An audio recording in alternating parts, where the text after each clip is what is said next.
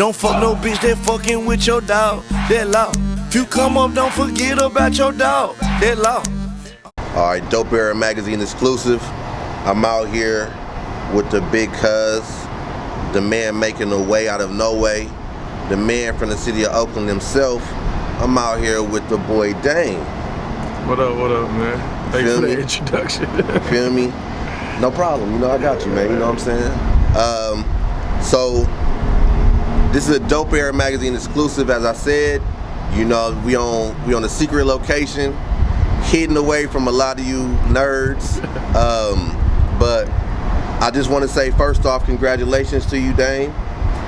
You've been making big plays, you know what I'm saying? Coming from the city of Oakland. Can you tell us about your beginnings and what, you know, led to, you know, you going out to adventure? Yeah. Shit, man. I got my start with radio. My mentor, Chewy Gomez, you know, his little son, Darius, from West Oakland. So I ran into Chewy one day, and he brought me into the station. From there, I just was always a wiggler, you know, being from the city, so wiggled around. And I did KML for like maybe 4 years. And you know, you start meeting artists when they come into the station, and I think my angle was like, you know, a lot of artists, they want the connects of the city and to tap in with certain individuals and certain activities. So it's like, I was the one, you know what I mean, who would link people up or grab something for somebody, and then it just evolved in that. And then I came across Youre Gotti, and a couple months later after the meeting, we did Act Right. I've been in the music game ever since then, outside of radio. Yeah, that's what's up. So recently, you know, we know you just dropped your single. Yeah, man. You know what I'm saying? Yeah. You know, once again, congratulations on that. That's a big move for yourself, and once again for the Bay. Yeah. Can you tell us more about that? Like, why did you decide to go in that direction with that single? Why did you choose to place it in that direction it is placed? I mean, you know, my whole project was basic. You know, I'm an A&R, so when I'm picking records and producing with different producers and coming up with hooks, like a lot of my records was getting turned down from like major artists. So I just figured like, man, I'd do it on my own as a resume type thing. So I did the whole DJ Khaled thing, and my first single was called Do Ya with Adrian Marcel, Ty Dolla $ign, and Eric Bellinger. And I kind of went the R&B route just to get the women, to be honest, on the, you know, women to support the whole movement first. And my whole project is for the West Coast, Bay Area, and LA. So it was only right that I started off with the 3 R&B dudes out of California, and Adrian being from Oakland is like, each record I got to either be produced or got to be featured by somebody from Oakland. So that's how Do Ya came aboard, though. Okay. So can you tell us more about the project? Like, or you want to keep that exclusive under wraps? We could talk about it. Dope Era, we could talk about it. All right, so can you tell us about who you have featured on the project, some of the producers, and also what can we see with some of the visuals that you may be releasing with these singles? Yeah, so the project called Who's the Plug, and it got different artists, basically all the artists that I actually fuck with personally. So like I said, Ty Dolla, Adrian Marcel, Eric Bellinger, my little homie Dage Loaf, the big homie Youre Gotti, I got E42 Short, Mr. Fab, Young Dro, Plies, Project Papa, who else I got? Mozzie on there, I got Lil Blood, J Style, and Juvenile. A long list. And then production-wise, it's all got to be West Coast. So I got the homies from LA, League of Stars. Then I got all the Oakland cats, Stunner June. Who else? MD. Who else I got? I got P-Lo, I Am Sue, June on the beat on there. Damn, that sounds like an album I gotta have. Yeah, man. I got everybody on there part of the album. So, you know, it's one big collective crazy album. Damn, that's huge right there, you know what I'm saying? That definitely sounds like a good, well-rounded, well-put-together album, you know. So being that this is the month of February out here in the Bay, it's 1 year. We lost Jacka, a legend, of course. It is Jack History Month. I have to hit you with 2 exclusive questions. It's good. The first being that you knew Jack personally. Yeah. You have, you know, we've seen the photos on the IG. There is no question, you know, behind, you know, why you put those pictures out. Yeah. Can you share us just one moment that you have, like one memorable moment you had with Jack? Man, one memorable moment with Jack. Man, I got a lot, but just one. We don't need all of them. We just need just that one. Okay, this don't even gotta deal with music. Like, if anybody really know Jack, they know Jack like them '70s movies, the blaxploitation movies, kung fu movies, shit like that. Yeah, so like I used to pull up to the house and like me and his conversation be like, man, you got this movie? You know what I mean? Like he go to Rasputin, I go to Rasputin. So, you know, we coming back with like the Mac or even deeper than that, you know, the Miseducation, like all those different movies. So like my memorable times with Jack was always just talking about like the many stuff they said in the '70s, and like it ended up making sense today. So it was like, I don't know, like that was one of our bonds, was just like blaxploitation movies, you know what I mean? So that's my memory of Jack. So many that you could go about, but yeah, that's my main one of Jack, you know what I mean? All right, so the second question would be, what would you like to say to Jack? If Jack was standing right here, right now, what would you like to say to him? Damn, man. Yeah, we gonna hit you with these questions, man. I feel you. You know, I just, you know, buzz him in on what I've been doing, you know what I mean? Cause like, Jack, the whole thing was like, you know, when you're part of the mob, it's like, Jack used to always tell me like, man, when you leave, like he was one of the first to tell me to go rock with Gotti. So he's like, man, when you leave and you do your thing, just make sure you come back. You know what I mean? And it's like, I'm working with Mozzie right now. You know what I mean? I work with Lil Blood, Jay Stalin. Like, even though I got a better platform, it's like, I'm really doing a lot of this stuff out of respect for Jack. You know what I mean? Like, I'm a fan of Mozzie, I'm a fan of Stalin and all them, but it's like, I know if Jack was here, Jack would be like, man, why you don't put Mozzie on the record with this dude? Why you ain't putting Stalin on there? So, you know what I mean? Like, I'm just trying to keep everybody that Jack could actually rock with or he would've rocked with. Like, I'm just keeping that moving and trying to help them, trying to big up the mob shit, you know what I mean? Because they did the one mob thing, everybody got their different mobs, you know what I mean? But it's like at the end of the day, if you banging any form of mob in the Bay Area, you know what I mean, that's jacking. So we keeping the name alive, you know what I mean? Mob in peace to the big bro. That's a salute right there, dope air salute. We gotta hit you with the real shit. 10 questions right now. It's good. 10 questions. So the first 10 questions would be, off the top of your head, give us 10 albums you can't live without. 10? Any genre, any era. I don't care if you go back and say you listen to Bob Marley. Right. You know, I don't care if you say Sister Soldier. I don't care if you say Salt and Pepper. All right. It doesn't matter. It's 10. First album is Youre Gotti I Am, because that was the first credit anything I ever got. I've been a part of that. Jack of Tear Gas, because I feel like, you know, when I was in radio and Jack got that look, like I was around when he recorded all those records, you know what I mean? Juvenile 400 Degrees, that's just like the Bible to, you know, my favorite album of all time. Lil Wayne, The First Carter.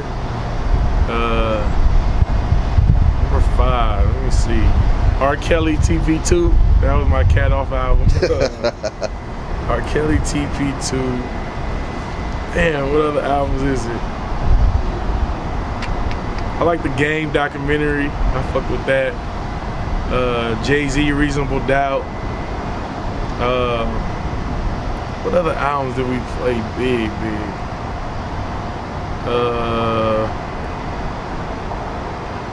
Damn, Lil Wayne Lights Out album, I can fuck with that one. Jeezy Thug Motivation 101, that's 9, I'm 1 away. That's Mr. Fab, Son of a Pimp, how about that? Yeah. I actually do fuck with the album, like. I fuck with the album, tough. Yeah, so yeah, you know, dope era, Mr. Fab, man, Son of a Pimp. Salute. Tell that nigga to drop Son of a Pimp too, man, stop bullshit. Yeah, he bullshitting, he is bullshitting to the fullest. Let's say, second question would be, what would you say to a younger version of yourself? Like from the things that you've seen, witnessed, to achieved. Yeah. To now look back at, let's say you at 15 right now. Like if you were looking dead at this camera is you. That's me. At 15 years old, what would you directly say to him? Man, you know what? I say you did a good ass job, man. You know, you stuck by your morals and principles, and you took a few L's with them. But at the end of the day, man, shit, when you stand for something, man, you know, everything ain't gonna work your way. So, shit, I like my 15-year-old self. I can't speak for these other niggas. So, number 3, being that you know worked in radio, things of that nature. Yeah. What's some of the things that you've seen with it? You know, the good, the bad, things of that nature. Man, like I'll be honest, it's only good for me with radio because it's like I understood it. You know what I mean? Like that's a program, that's a business. You know what I mean? So they got to satisfy the business, and I'm speaking for our radio.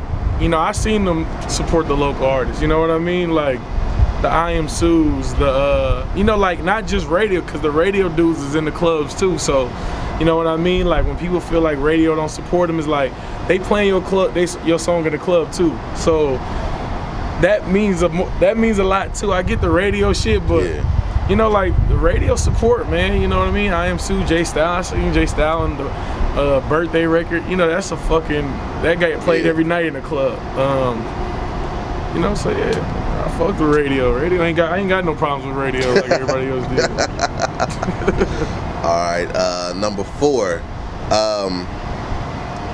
What advice would you give to a younger person right now that's watching this interview and that's actually trying to bubble, that's on the hustle, that's on the rise, that, you know, what advice would you give them?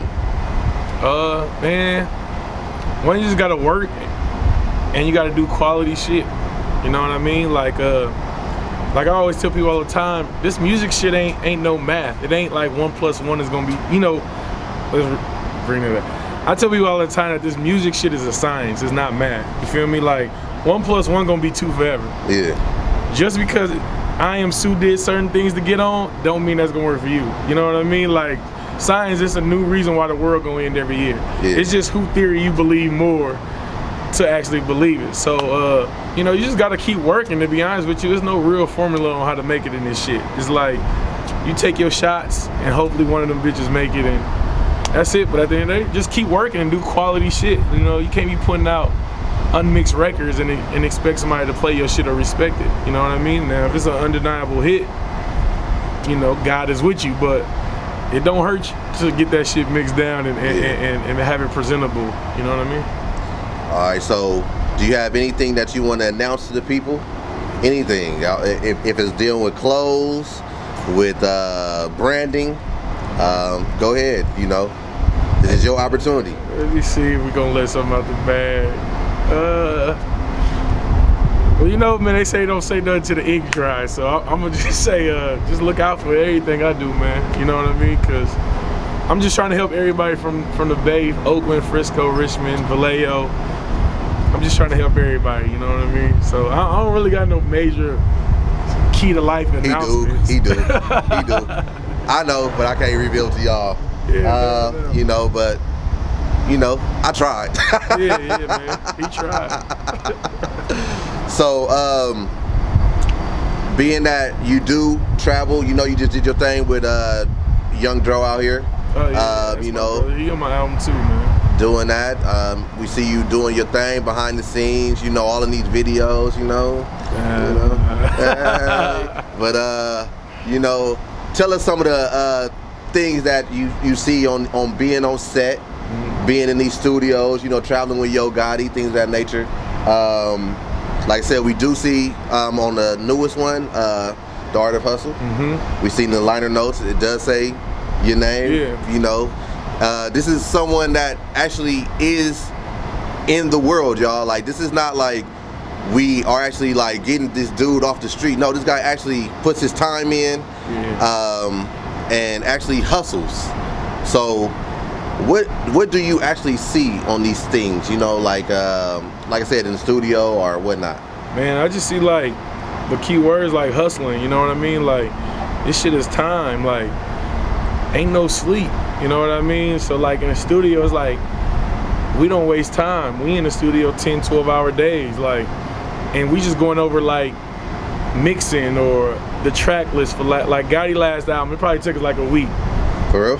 A week to figure out which song and which order is gonna be in and which makes sense, you know what I mean? And you know, traveling, interviews, you doing 6, 7 interviews back to back, they asking you the same questions. It's like, you gotta put in work. You might feel tired, but it ain't no rest, you know what I mean? Like, if you resting, somebody else working, you know what I mean? If you cancel your studio session, somebody else might be making a hit. Yeah. So it's like, what I seen is like, it's a lot of work that people think this shit just handed to us, you know what I mean? But it's not. Like, I didn't see, we didn't went in the studio at 7 p.m., walking out at 7 a.m., you know what I mean? Waking back up 10:30 to do an interview. So it's like, you know, the only sleep you getting is on the plane.